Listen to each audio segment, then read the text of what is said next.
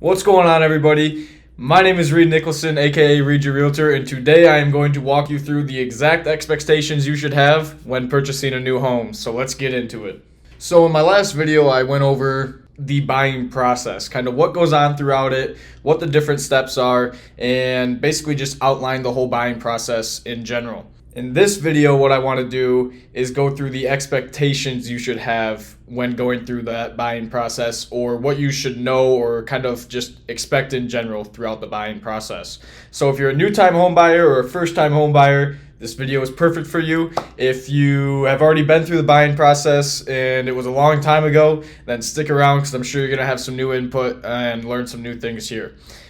So let's get into the video. Okay, so I'd like to start off this video by prefacing what market area I am in and then what we're actually dealing with, or how the market actually looks right now. I am a real estate agent in the West Michigan area, specifically Grand Rapids and West for the most part. I do go east a bit, but for the most part, just encompass the general West Michigan area. I'm your guy.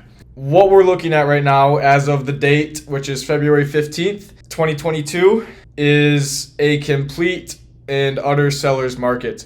Just to give you a little bit of background, right now we have about 0.6 months left of inventory. What that basically means is if we sold all the homes that we have on market right now, it'd only take about half a month for all of them to sell. So, heavy seller's market.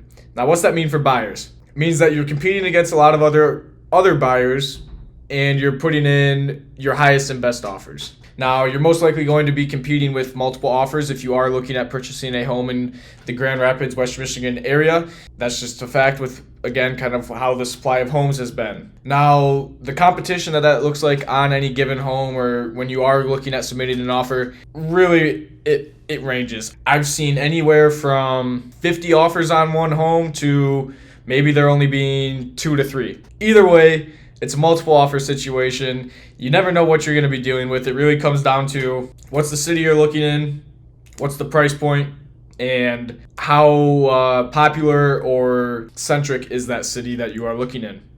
That's really going to determine how many people you're competing with, or how many offers that you're competing with on any given home that you're looking at or potentially interested in putting an offer on. If you absolutely love the house, you have to have it.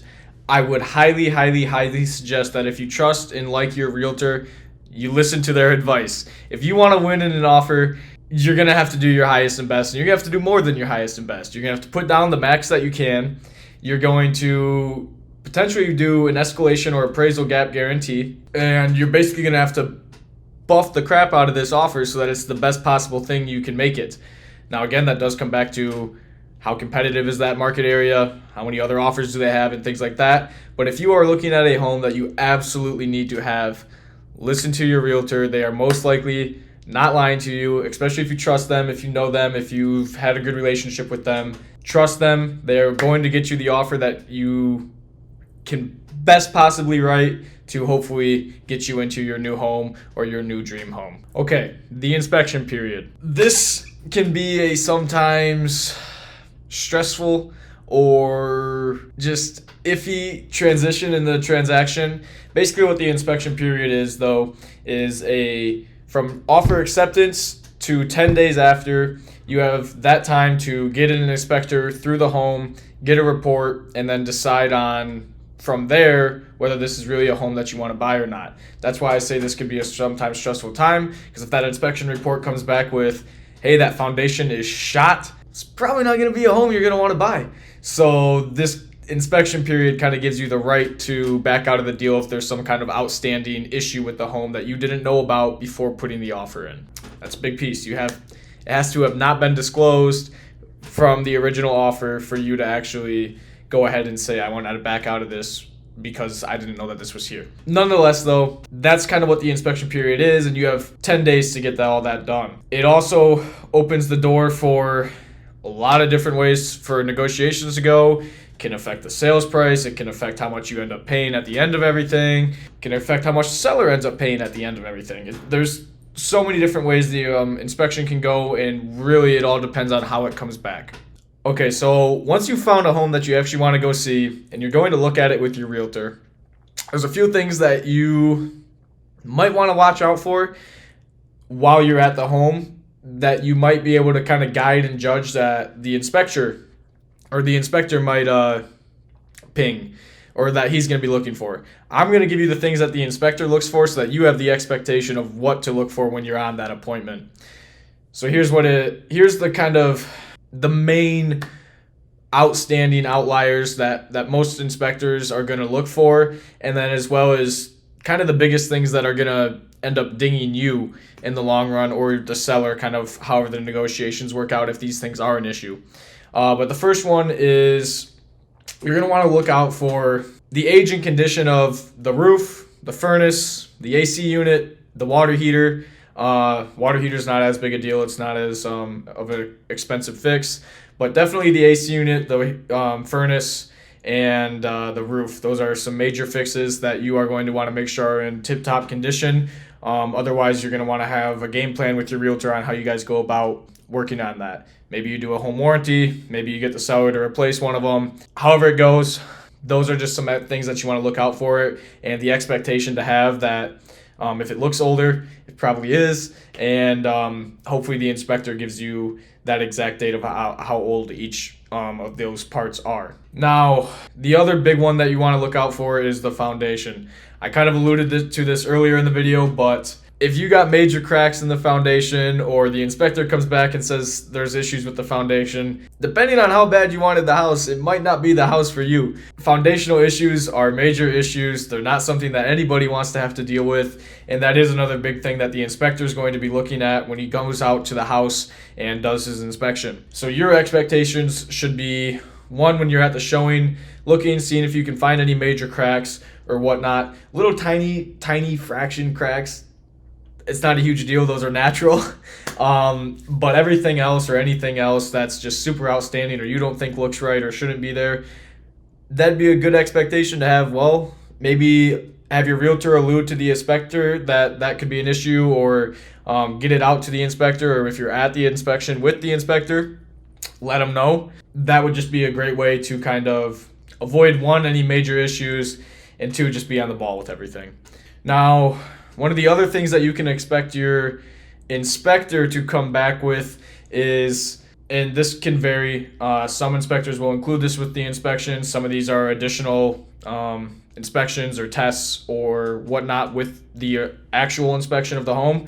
But asbestos, radon, mold, if that's anywhere in the house, or you see it or smell it, some of these are odorless, so it might not be something that you can actually even do, like radon. Really, you got to get that tested by the inspector. But those are just some things that you also want to be aware of while you're at the showing. Take those into consideration, and be aware that those could be potential issues, especially if you're going to have younger kids in the home or anything like that. Mold, asbestos, radon, all of it, you're going to want to have that mitigated or cleared up or taken care of, most definitely. And the last thing I want to kind of touch on or talk about is the appraisal period, or the appraiser going out on your home, and what you need to expect or look for or prepare yourself ahead of time for in case it happens. First one with that is you put your offer in. You had to overkill your offer because we're in a crazy market right now, and you had to do your absolute highest and best and make it all work, but you got your offer accepted. Woo! Now you have the appraiser going out there, and he comes back and says, hey, the value of this home is not worth what you guys got an accepted offer for, and we're only going to give you a loan up to what I value the home at. This is kind of a stab in your back in a way. Depending on what market you're in, how many buyers are actually competing in your market, or things like that, and how you structured your offer with your realtor, this can go a lot of different ways. One way is the price came in low, seller's in a great position with negotiations where he has other buyers that he can go bank on if your just doesn't work through. He might say, hey, I'm sorry, but you got to either fork over the cash to go above whatever that value was just given at, or I'm going to kill the deal. That's one way it can go. The other way is you negotiate, your realtor negotiates with the seller's realtor, and you end up coming to an agreement on price. whether that's at what the appraiser valued the home at, or it's a little bit above and you're deciding to put some cash down or an extra down or a little bit extra in your down payment. However that comes about, that is kind of the first expectation or something that you need to be aware of when going through the appraisal part of the home buying process. The other way it can go is your realtor did his job, got you a great price on the home, and the appraiser goes out and values the home above what you got your offer accepted at. This is an amazing thing. Guess what? Being a buyer's agent, I don't have to disclose to the selling side what that appraisal came back at, especially if it came in over. If it comes in over, well, let me rephrase that. If it comes in low, it has to be disclosed. We have negotiations. That has to be dealt with. If it comes in above what we got an accepted offer at, this is amazing. That means you just bought a property below market value and you're getting an amazing deal on the home. Now, the reason this is because me representing you as the buyer, I have fiduciary rights. I have to do whatever is in your best interest. This is law. This is what I feel is right, first of all, but also is the realtor kind of code.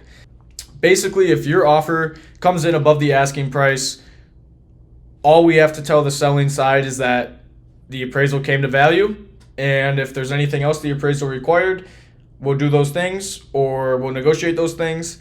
Whether that's, hey, the house had chip paint, you need to scrape and repaint that. I'm actually going through a deal where that exactly just happened. But those are like the little tiny things. What you need to know, though, is if you have a realtor representing you as the buyer and you get a accepted offer and then the appraiser comes out and he values the property higher than what you put your offer in at and got it accepted at, you just got the deal of a lifetime, consider it. That's an amazing thing. Does not happen a ton, and you should be extremely happy with that. So those are kind of the two ways that the appraisal can go and what to expect with those. And then lastly, if the appraisal comes back at your accepted offer price, congratulations, your realtor did their job. They put you in a great position with your offer. They offered exactly what the home was valued at. The listing agent did a great job. They listed the home where it was valued at, where the market said it was worth, and the appraiser agreed. Kudos to all sides. Congratulations to everybody.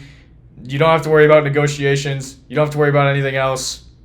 Get the home sold, make it to the closing table, and buyers enjoy your new home. Sellers move on to your next thing.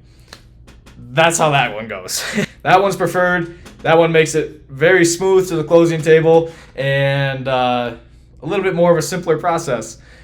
But those are kind of the things that you can expect when you go through the appraisal period. I hope that helps. That gives you a little bit more insight. Maybe it makes you feel a little bit comfortable about going through the buying process.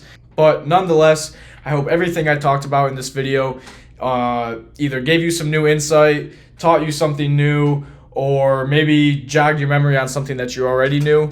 I just hope this gave you some value, helped you out, and now you have a little bit more knowledge and expectations of what happens during your buying process and some of the bigger things that can happen that might steer the deal in the wrong direction. So if it did bring you value, you enjoyed the content, you enjoyed the video, whatever it may be, I really appreciate you watching until now. Feel free to leave a comment down below. You can like and subscribe if you really enjoyed it. And other than that, I will catch you on the next one. Thank you all. Peace.